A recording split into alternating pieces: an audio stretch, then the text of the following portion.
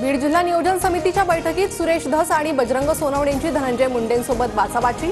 Dhas 73 कोटींच्या bogus बिलांबाबत अजितदादांकडे लेखी तक्रार करणार।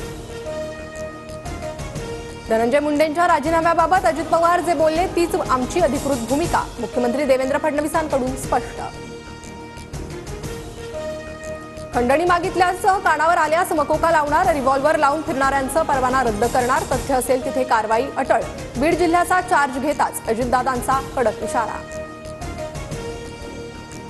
अजित पवारांना सर्व पुरावे देऊनही धनंजय मुंडेंचा राजीनामा घेतला नाही। कार्यकर्त्यांवर खंडणीचा आरोप असताना मुंडेंवर मकोका का नाही, अंजली दमानी यांचा अजित पवारांना सवाल। आमदार सुरेश धसांकडून धनंजय मुंडेंविरोधातील पुराव्यांचा पेनड्राईव्ह अजित पवारांकडे सुपूर्द। मुंडे बीडचे पालकमंत्री असताना अनेक घोटाळे, धसांचा आरोप। अजित पवारांच्या पीएला पेनड्राईव्ह दिल्याची माहिती।